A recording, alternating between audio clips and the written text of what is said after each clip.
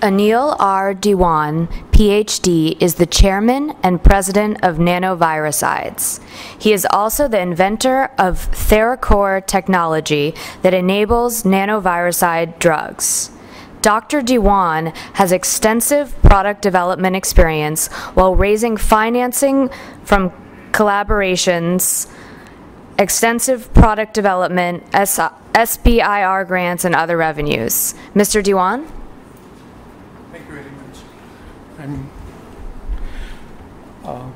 Today, I think I may have some fresh people in the audience. So what I'm going to do is I'm going to first go through a summary of where we are at as a company today, and then I'm going to delve a little deeper into the technology and try to tell you why we think we can succeed where others have not succeeded. Okay. As you can see from the logo itself, what we are trying to do is we have developed a nano machine that actually envelops the virus in a specifically targeted fashion. It only goes to the virus, binds it, and encircles it. Find, encapsulate, destroy, the standard tactic that Army uses in the field. Okay. Of course, now they have the drones, and this is actually more like a drone than the older Army tactics, as you will see from as we go ahead. This is a standard admonition that I have to give you. I have to tell you that I am always going to be a liar because I am the chief of a public company, and public companies are not supposed to sell you the truth. So I said sell. That also is a reasonably good moniker there. Okay. So SEC wants us to tell you that you have to take everything that we tell you with about a bag of salt. But I would like that you put it on the donkey's back and take it through water. So before you touch it. Okay. So in a nutshell is what people would say. What we make are micelles. Micelles are globular, flexible materials, just like what happens to soap when you dissolve soap in water. So that's why I put that one, nanoviricides, in a micelle. It's a globular form. It's like a container. And we are a public company. We have now 6 antiviral drugs in our pipeline at different stages. 2 of them are relatively advanced, and there are 5 different viruses that we are developing these drugs against, and there are many more to come because it's a platform technology. There is one small invention that we have to do, and then we quickly have a drug against a new virus, and I'll come to that later. It's a novel, unique mechanism of action, something very sought out in the industry. Okay. First-in-class drugs. So we don't compete with, we are not a me-too drug against somebody else's class or class-defining drug. We are not a protease inhibitor. We are not targeting RNA or something like that. We nucleotide mechanisms. We are going with a specific new mechanism against the virus. We are building intelligent nanomachines that use the virus's own smarts to defeat the virus. Okay. And the way we do that is we attack the virus itself. So that produces inherent safety, and that also gives us confidence that the early preclinical studies, which are done in animal models, are portable. The results from those give us confidence that similar results will happen in humans as well. We have a strong patent platform technology. We have 3 different global patent applications pending, out of which 18 patents have issued in different countries, and many more are going to issue. We probably will end up having, from those 3, we are going to end up having maybe more than 100 patents worldwide. And the important thing about that is that we were able to get our broad claims as claimed in the United States. That does not happen in this world, in this day, because there are a lot of things that are happening, and patent offices all over the world are trying to narrow down the claims of people. And that happened with us because we are pioneers and we are the early developers of this technology. And so we were able to entirely grasp an entire field, essentially. The other thing that I'm going to say, this is from Star Trek. Resistance is futile. Do you remember that? No, not many people are familiar. Okay, all right. The biggest thing about viruses is drugs and our human defenses are futile against them. And why? Because the virus continuously changes. Okay. Now, what we did is we developed something that we think is going to have exactly the opposite thing. So it's going to give us a merit side on our side. The resistance that the virus creates by changing constantly is futile against the nanoviricide technology. And I will explain to you why that is the case. By doing so, we get broad spectrum drugs. That means if it's H7N9, H5N1, H3N2, whatever influenza, you don't need a new drug. You have one drug that you developed, and maybe the quantities, the sensitivities are somewhat different, but it will always work. And I will again explain later why I can make that statement so broadly. Another thing about our company, we are the first in the world to have developed a nanomedicine that is orally available. Nanomedicine technologies, as you know, have been in development, and there is a big push by NCI in trying to bring them out. Binds Therapeutics is in clinical trials. Those are all injectables, and there is a reason why they are injectables, because they break down in the stomach and pancreatic juices and so on and so forth. We are the only ones who have developed a way to defeat those and be able to deliver our drug into the body so that it can work even when you take it as a syrup, cough syrup-like thing, or somebody said like a cherry strip, mint strip, anything like that. So that is a thing that is going to open up very large markets for us. It's essentially takes us to the pill level from injection level. And we now have a strong team with independent board of directors. Until last year, we were trying to do business with the lowest possible cost, and we did not want excessive overhead, and we wanted decisions to be made very easily. And so now we are entering a new era in the company's growth, and so we decided that we needed to improve our corporate governance, and we have added new board members. We have 3 independent board members, and we have a completely independent board now. So technically, we qualify for the requirements of listing to higher exchanges. We are currently on OTC, Bulletin Board. In terms of, so that was more of a corporate and technology type overview. In terms of the current state of development, we have 2 drugs that are IND enabling studies, which means as soon as we get certain studies done and as soon as we have the batches manufactured in GMP style available for clinical trials, we will be able to file an IND. And that's probably going to take from now, hopefully, if all things go well, maybe a little more than a year to 1.5 years. Okay. So the injectable flucide is in IND enabling studies. Oral flucide is just behind it. It is probably going to come in a year later because of the PKPD studies, extra PKPD studies that are required for that. The pre-IND meeting for guidance on what we need to do, we held in March 2012. So we have that data, we have consultants. Biologics Consulting Group is the consultant to us for developing these applications, and we are in constant touch with them. In addition, dengue is an orphan disease in United States. We had essentially put dengue in the back burner a few years ago because of 2 different reasons. We had a grant pending, it did not come through, so we didn't have the financial wherewithal. And then at the same time, there were 2 different major companies that were closer to what we thought might be successful. Novartis was spending more than $1 billion. I think they spent more than $1.4 billion on dengue therapeutics. And Sanofi was developing a vaccine that everybody was thought that was going to work. Okay. Lo and behold, 3 years later, Sanofi's clinical trials did not work out very well. They are going back to the drawing board, and Novartis is apparently not doing very much with dengue, as far as we understand. So the field is open again, and so we went ahead and we filed an orphan drug application with US FDA, and then we found out that there was only 1 prior orphan drug status application for dengue, which was DIDC by HEB, and they are not doing well. That drug itself didn't do well. So we know that we are the only game in town for dengue now. The advantage of that is more financial than as accretive right now. There are a lot of tax incentives. There is a R&D tax break. There is some extension of product life, patent life, and there is a priority review voucher that we can earn because of the dengue development. And technically, the priority review vouchers have been estimated to be worth $250 million in pharmaceutical parlance. There is no trade that has happened in those. So I cannot say that we can get that, but that is the reason we are going after it. The next thing, and the reason what we did in the first 5 years, or actually first 6 years, was kept developing one new drug every year.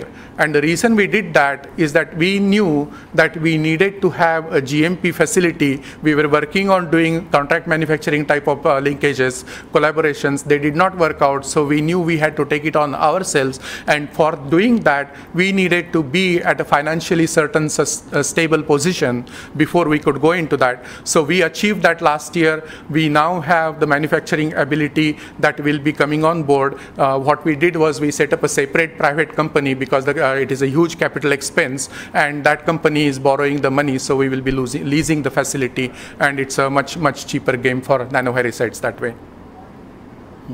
The design has been completed, construction bids have been finalized. We are now expecting to start construction soon and anticipate to end by December 2013, given everything works out. Now, with this kind of custom facilities, there can be delays on custom equipment, so we will have to update if that happens. Process scale-up is another thing. When you are doing small chemical studies, small animal studies, you are doing 1 gram synthesis, 10 gram synthesis. We already had done a 400 gram batch, so we knew there was not an issue. But just doing the batch to prove that you can do it, and doing the batch so that you can do it under GMP are two different things. So that's what we are working on right now, and that's continuing in the lab right now. So in terms of financial status, I just briefly touched on it. We are in a very good shape now. In the last, since 2005, which is 7.5 years, we have raised approximately 42 million only. And the reason I say only is if you look at other pharmaceutical companies that are developing antiviral drugs, they are spending about $25 million a quarter. So, and in that, out of that, we still have 16 million in hand, and that was on purpose.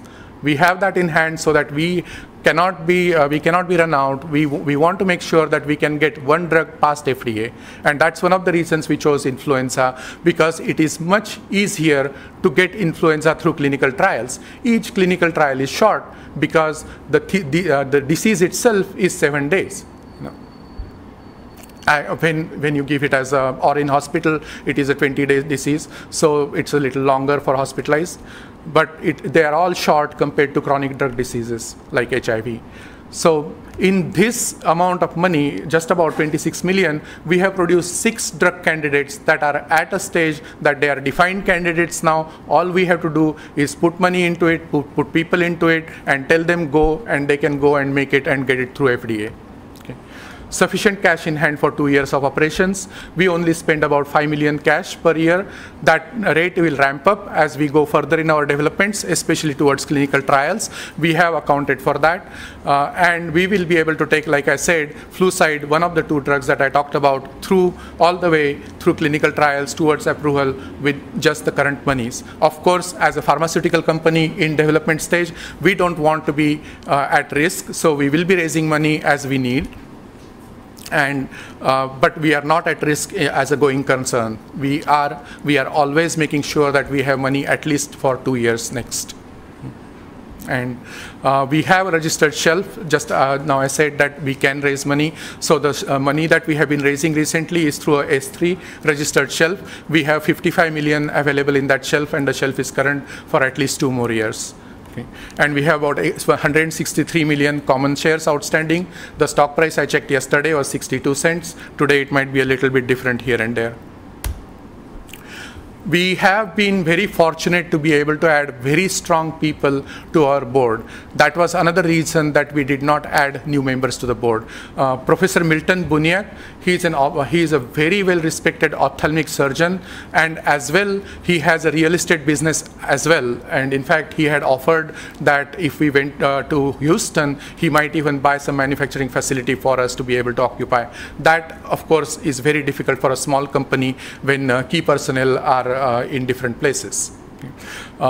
but he has been a strong supporter. He has invested more than $5 million of his own money in our company, and his sister also has invested more than $2 million at least in our company. So all of them are strong supporters, and they are both medical doctors, and they are both ophthalmic surgeons, and he is the chair professor at Baylor College of Medicine.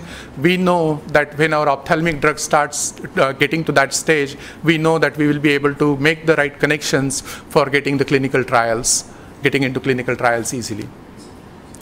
The other member we brought in, Professor Mukund S. Kulkarni, he is a chancellor of Penn State University. He is very well known for his integrity and administrative capabilities and the expansive plans. So he understands overall strategies of growth, and capital structuring.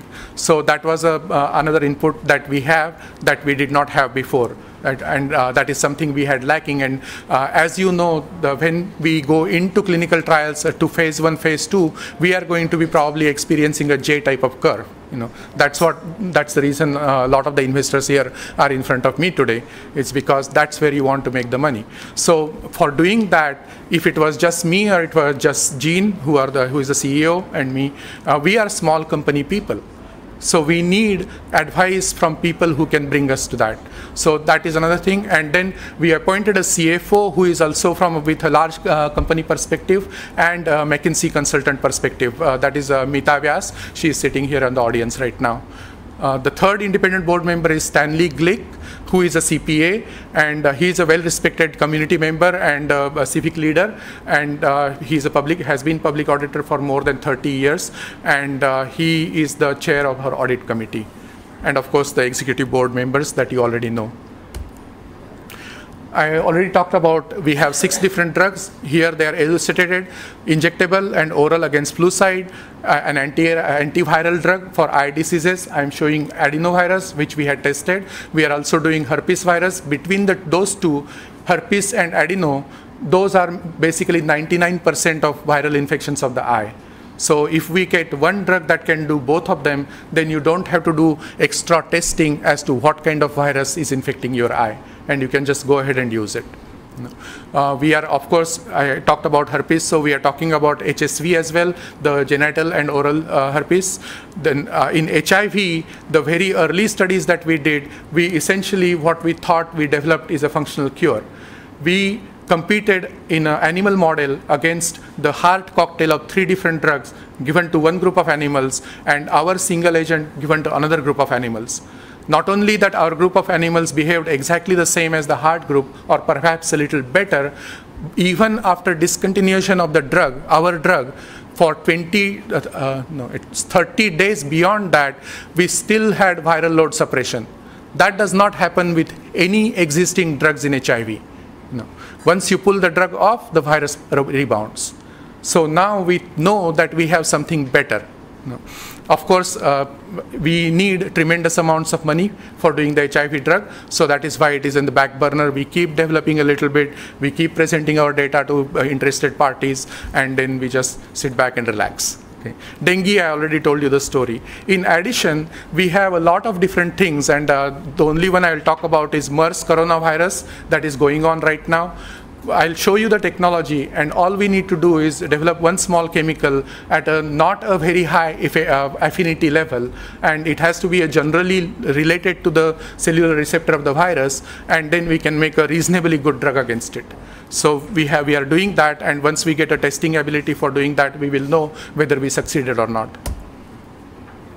Market opportunity, everybody knows, 40 billion we are showing here. That was 2013 projection. In 2009, it's probably 60, 80 billion already projected for the next 3 years. Now going to the technology, why we think that we will be able to do what we do. What we are doing is a mimetic. It's a structure which the viruses have developed themselves to bind to. The viruses have developed themselves to bind to cell surfaces. Each virus binds to specific receptors on the cell, and then it gets internalized. That interaction does not change no matter how much the virus mutates. Okay. And that's where we are going after, is in this cartoon that you see, it is the HIV, 2 different receptors it uses. CD4 is the primary interaction, CCR5 is another required interaction, which is, you are seeing it on the side. The CD4 GP120 interaction, the CCR5 interaction after that with the complex, those do not change, no matter how much HIV mutates. So what we do is we take that information and we make copies of that, of chemicals, small chemicals. We develop small chemicals that copy and have exactly the same fit as the CD4 portion where HIV is landing on, okay, as the CCR5 portion where HIV is then interacting. And then we make a lot of these. The most important thing about biological interactions is that one single interaction of high affinity is not the game at all.